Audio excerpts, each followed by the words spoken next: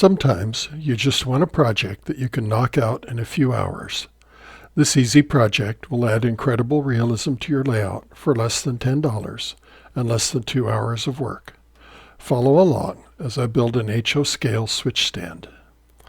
I've tried a lot of different models of switch stands, both operating and non-operating, and I finally settled on these switch stands by Central Valley Model Works.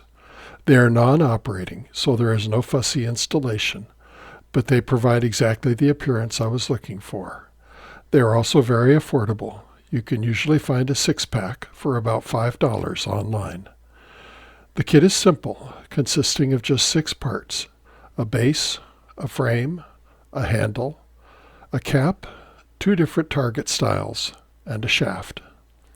Even though the kit is simple, the parts are small and easily lost, so the instructions recommend, and I agree, that you leave the parts on the sprue until you are ready to glue them in place.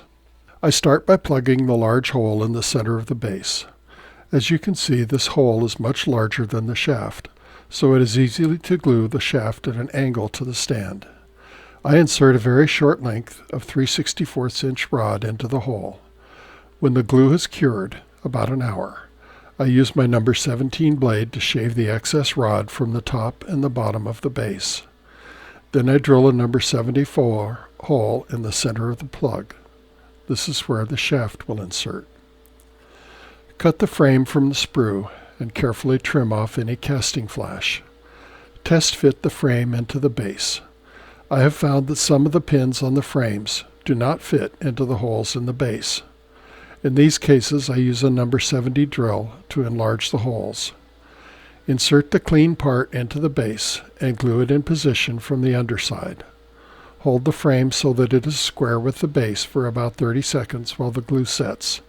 Then set the assembly aside, still attached to the sprue, while the glue cures, about an hour. While the glue is curing, I attach the target to the shaft.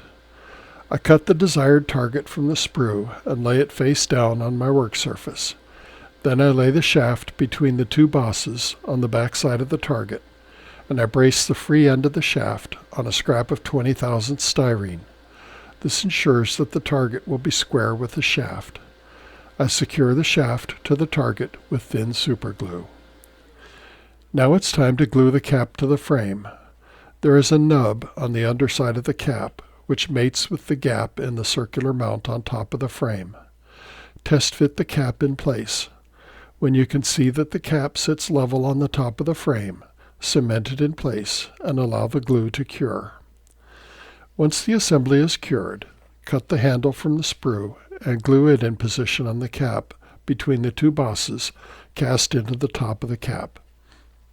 I find that it's helpful to tape the sprue to my work surface to hold the assembly steady while I position and glue the handle.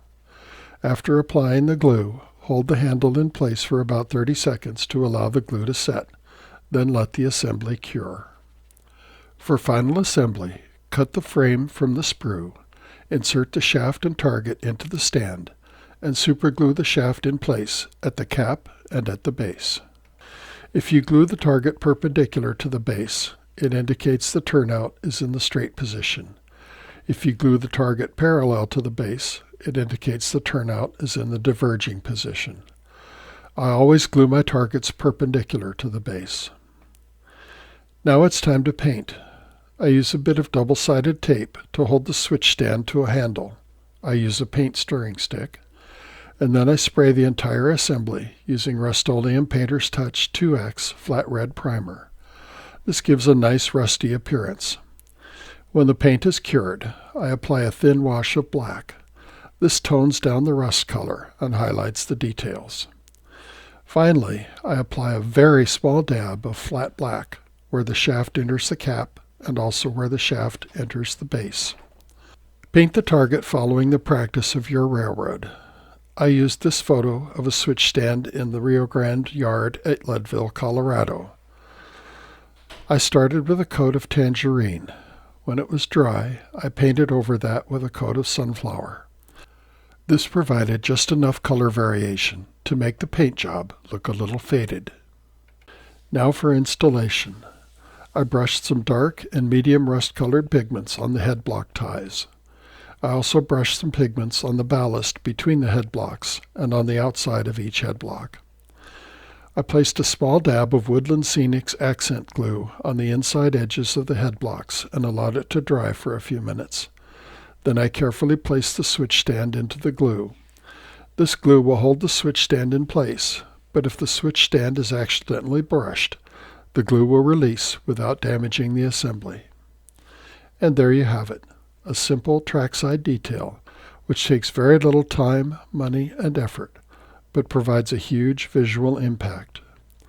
In the description below this video, you'll find links to many of the products and tools I've mentioned. As always, I love to read your comments and respond to your questions. If you want to see more videos of this type, be sure to subscribe and hit that like button. Thanks for watching, and I'll see you next time.